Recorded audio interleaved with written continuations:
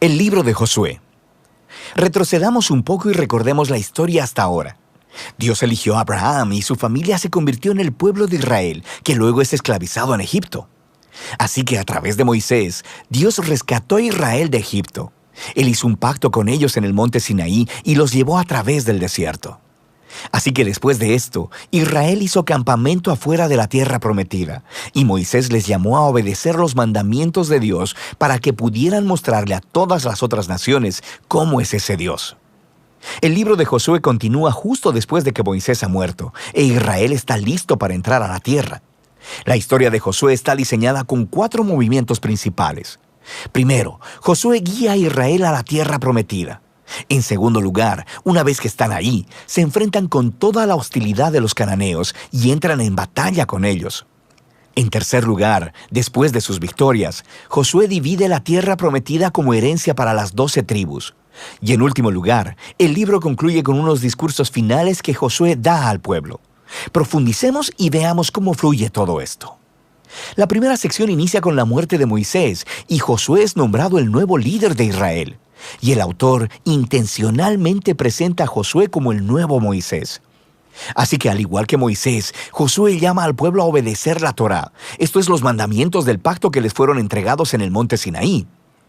Y luego, Josué envía espías a la tierra, justo como Moisés lo hizo en Números capítulos 13 y 14, excepto que esta vez las cosas van mejor. De hecho, algunos cananeos incluso cambian de religión y deciden seguir al Dios de Israel. Luego, Josué lidera a todo Israel a través del río Jordán hacia la tierra prometida. Justo como el mar se abrió para Moisés en el Éxodo, aquí también se abre el río Jordán y los sacerdotes llevan el arca del pacto a través de él, guiando a todo Israel. Ahora, en el capítulo 5, la historia hace una transición.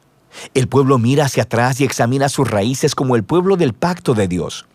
Así que la nueva generación es circuncidada y celebra su primera Pascua en la tierra. Luego, ellos se preparan para seguir hacia adelante. Y Josué tiene un extraño encuentro con un misterioso guerrero, quien resulta ser el ángel capitán del ejército de Dios. Y Josué le pregunta, ¿eres de los nuestros o de nuestros enemigos? Y el guerrero le responde, de ninguno de los dos.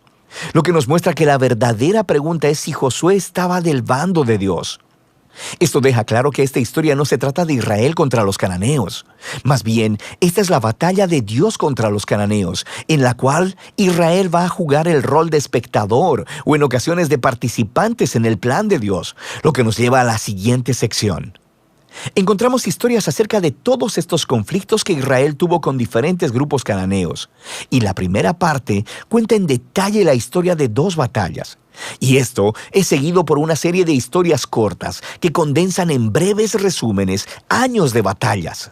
Entonces, las primeras 2 batallas son contra Jericó y contra Ai, y estas ofrecen una imagen contrastando la fidelidad de Dios contra el fracaso de Israel.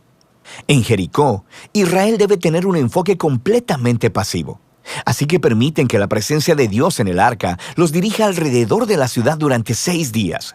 Y justo como Rahab se volvió al Dios de Israel, tal vez el pueblo de Jericó haría lo mismo, pero no lo hacen.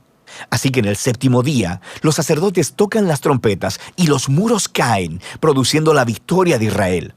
El punto de la historia es que Dios es quien librará a su pueblo. Israel solo necesita confiar y esperar. Ahora, en la siguiente historia de la batalla en Ai, se señala el punto opuesto. Hay un israelita llamado Acán, y él roba de Jericó algunos de los objetos preciosos que solo le pertenecen a Dios, y también miente sobre ello. Esto es algo bastante absurdo después de lo que Dios acaba de hacer por Israel. Así que Israel empieza su batalla con la ciudad de Ai y son completamente derrotados. E Israel obtiene la victoria solo después de arrepentirse con humildad y de lidiar severamente con el pecado de Acán. De manera que estas 2 historias son colocadas juntas para señalar un punto importante. Si Israel va a heredar la tierra, deben ser obedientes y confiar en los mandamientos de Dios. Ellos no recibirán un trato especial. La segunda parte de esta sección comienza con los Gabaonitas, un pueblo cananeo. Y ellos hacen justo lo que Rahab hizo, volverse al Dios de Israel y hacer paz con Israel. Esto contrasta con los otros reyes cananeos, quienes empiezan a hacer alianzas y coaliciones porque quieren destruir a Israel. Así que Israel lucha contra ellos y los vence aplastantemente. De manera que toda esta sección termina con una lista que resume todas las victorias de Moisés y de Josué. Ahora, detengámonos un momento, porque es probable que te molesten estas historias y la violencia que ellas contienen. Y si eres seguidor de Jesús, no podrás evitar preguntarte, ¿no dijo Jesús que amarás a tus enemigos? ¿Por qué aquí Dios está declarando la guerra? Primero, ¿por qué los cananeos? Las razones principales se nos dan con anterioridad en la historia bíblica.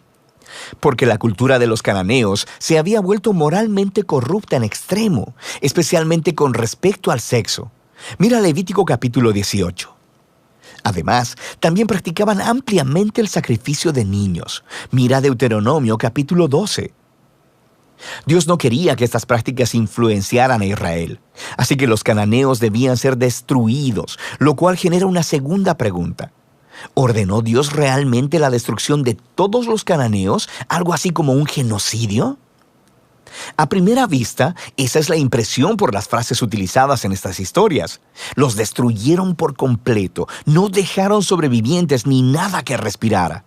Pero si das un segundo vistazo más de cerca, te darás cuenta de que estas frases son claramente una hipérbole y no literales. Así que regresa a los mandamientos originales sobre los cananeos en Deuteronomio 7. Primero se le dice a Israel que expulsen a los cananeos y luego que los destruyan totalmente.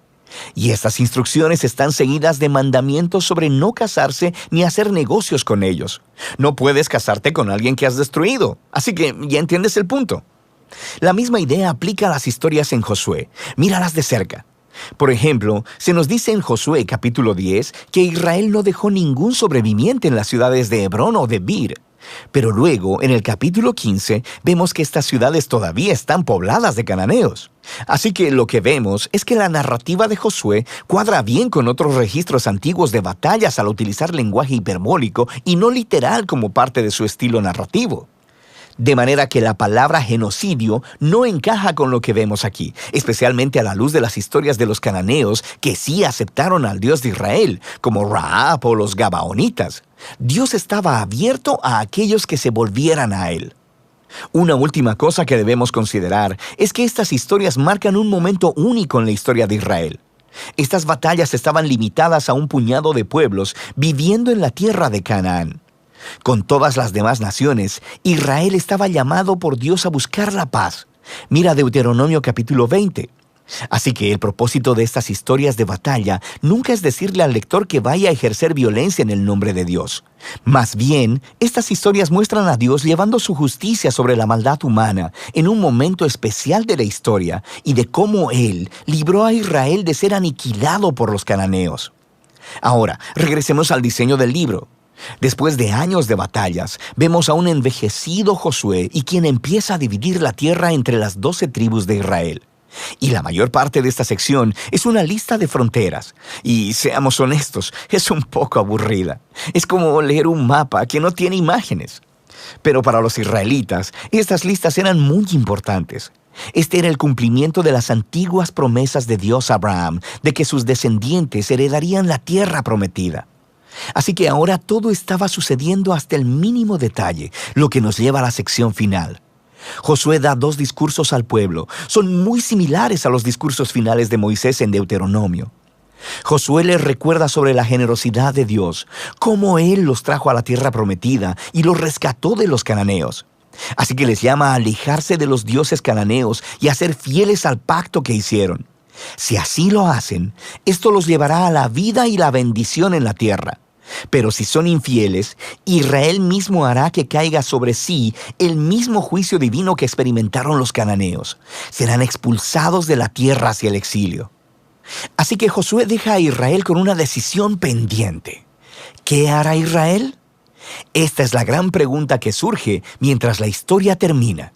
Y este es el libro de Josué.